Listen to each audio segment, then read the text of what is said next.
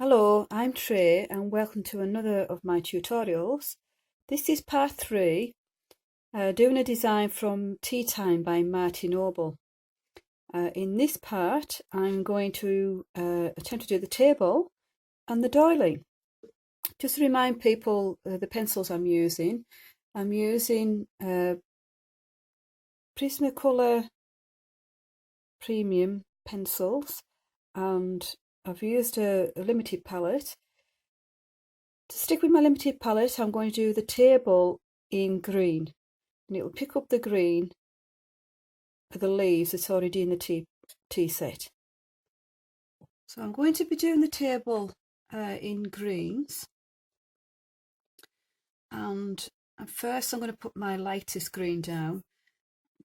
As I always do, very light pressure, and I'm going to go over all of the table in the light green. It won't really show up very well on the camera at present.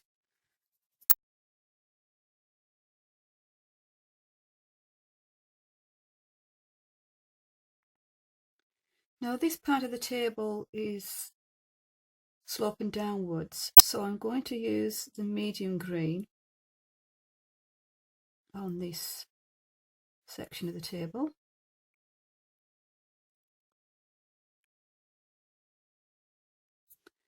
I tend to turn these pencils more than others because they're very soft core. I'm trying to avoid sharpening them quite so much, so I do turn them a little bit each time, regularly, try and keep a point.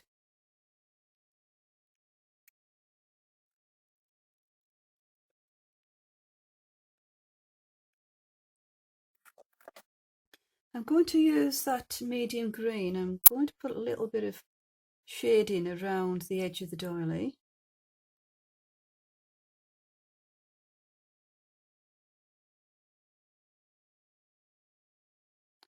Because it overlaps at that point. And anywhere I think there might be a shadow, like underneath this spoon.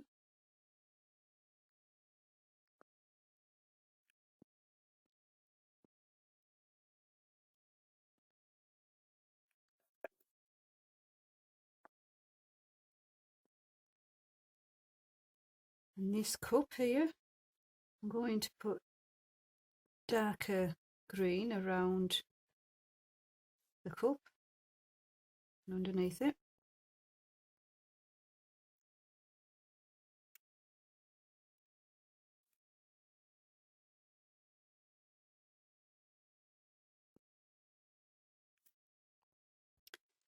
And where the teapot is, I'll do the same, because the light I decided was coming from the top, so it will have a shadow.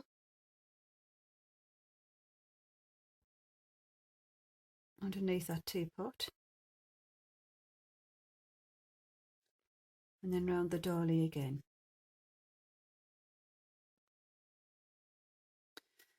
Now with the doily there are these little sections, and I'm going to colour those in green because I'm going to make it seem like the doily has holes in it, part of the pattern.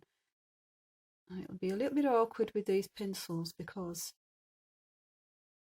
you know, the thicker, softer core, but just do it lightly.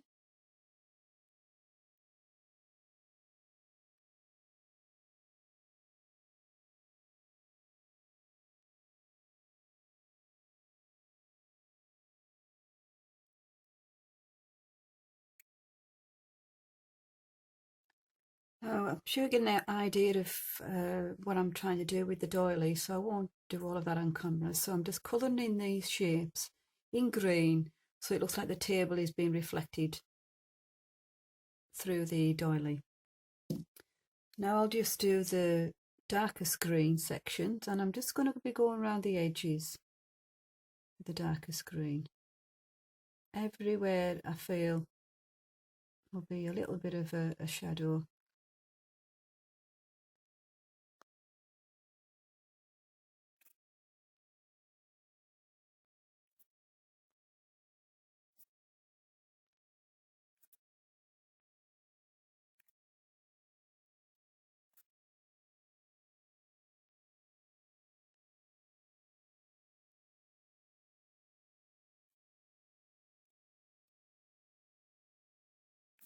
Right, so I've outlined all the edges of the doily and where the shadow is for the cups, and I'm going to darken down the edge of this table, not all the way down, just that edge.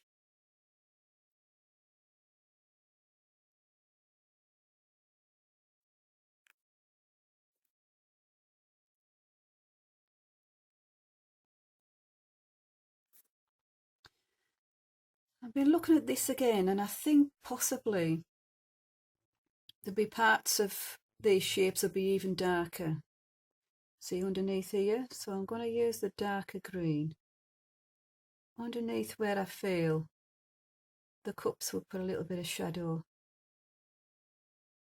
So I'm going to use a medium green going out towards the edge of the doily, but anything that's got something above it, I'm going to use a darker green.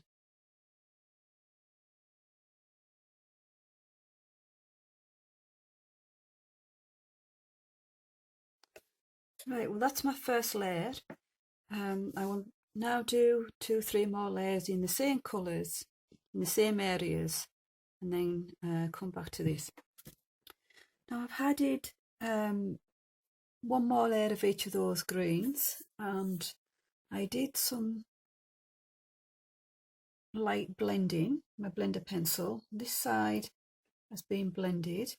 I'm just going to do this side very lightly because I want to try and add another light green layer. I'm just pushing the darker colours to the lighter green.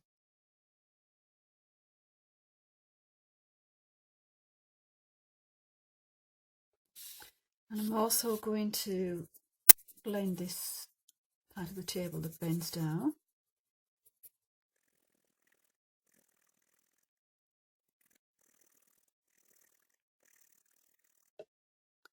I want to lighten up those edges a bit more, so I'm going to be using the lightest green.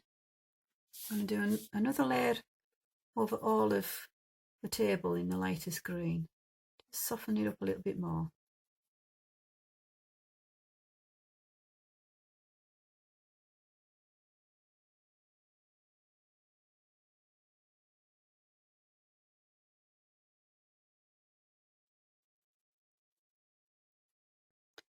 Now I feel I want to try another blend on this just to smooth out a bit more, and then I'll come back to it. I've done the table and I did one more blending layer.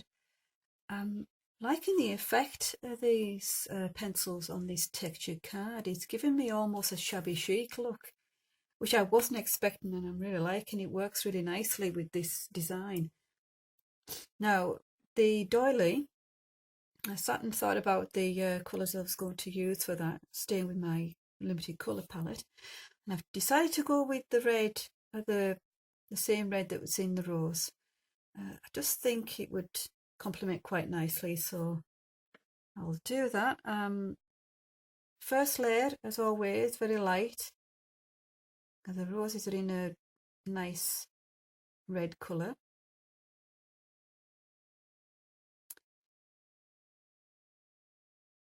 This has been a nice textured card to work with when colouring, and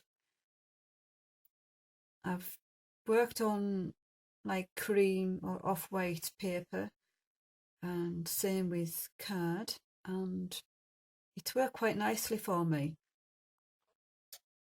It's a nice change from bright white.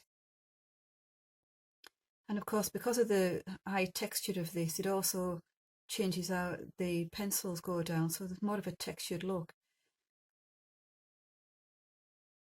I recently tried a grayscale design. The artwork itself was lovely, but it didn't work very well for me, and for a while I couldn't figure out what it was. I kept on walking away from it and going back to it. I wasn't using these pencils, I was using another soft core, and then it came to me why it wasn't working, and it was because of the grey. The old design was in grayscale, It's not something I work with very often, if at all, and I realised why I didn't like it. It was anti-grayscale for seeing where your shading is, but it changed the colour of the pencil. Every colour I put down looked so dull, and it made me reflect on the effect of colour when I'm doing my projects. When I'm colouring to help ease the effects of trauma, and that includes anxiety, fight or flight, stress, and everything that I do to manage that, I connect in quite a personal way. And when it comes to the colouring, it's colour.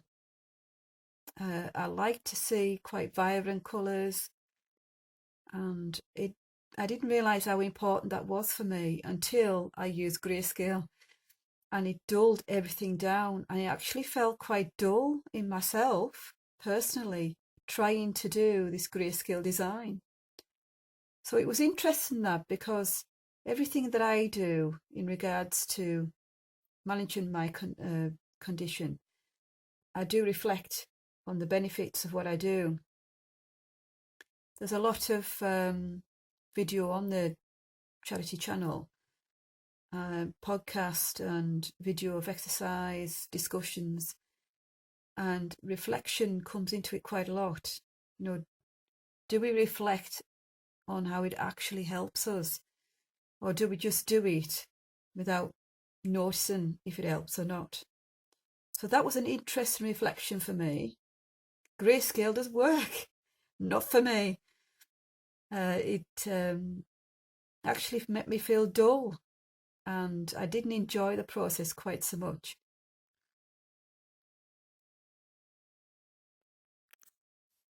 I won't colour in all of the doily. I'll just do parts of it and do the rest off camera. And it's quite a lot to watch. I will do underneath these cups and the teapot.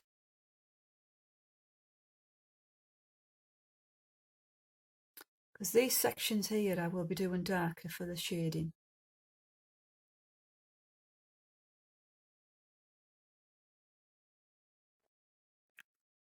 I've decided that the edging of the doily should be lighter, apart from when it's underneath something else.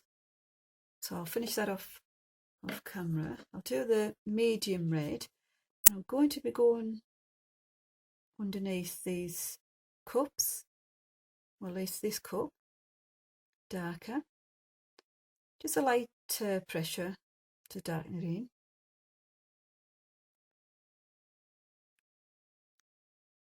Underneath that spoon would be darker as well, but I haven't done the lightest layer yet on that, so I'll leave that for now.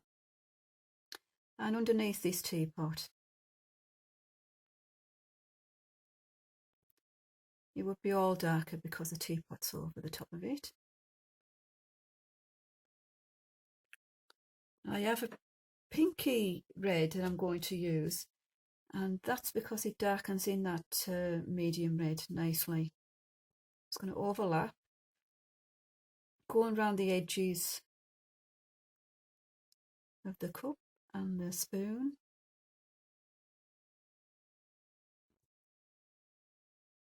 And same for this area. Again, I would go around that darker.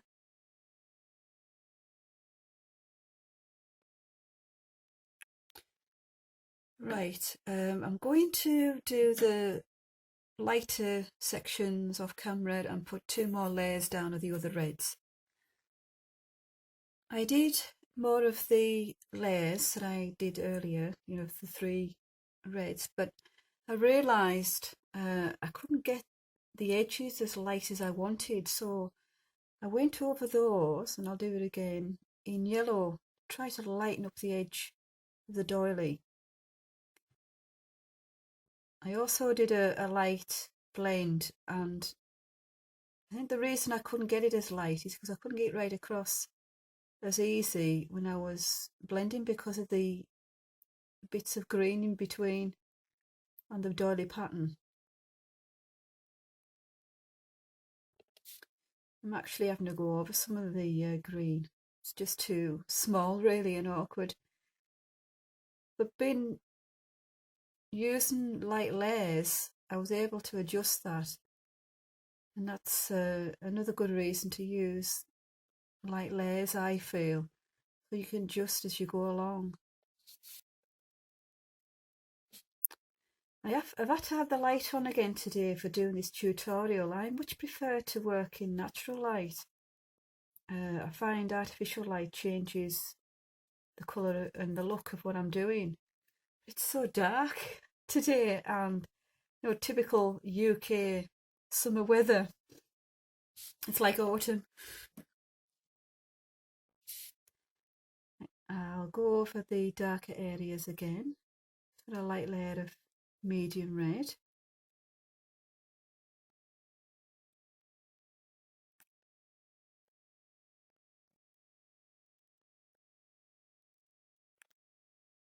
And add more of the darker pinky red. Still getting used to these Prisma colour pencils and how the combinations work, but they are lovely.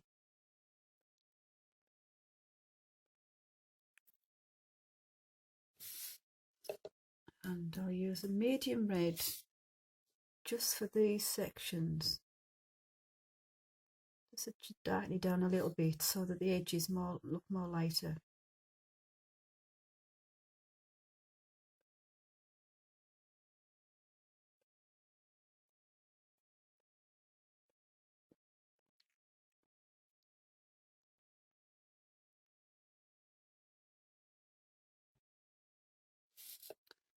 And I'll extend the yellow from the edge further in.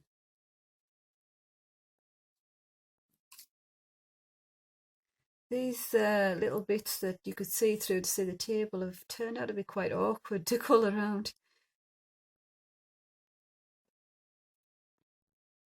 It definitely got in the way when I was trying to blend.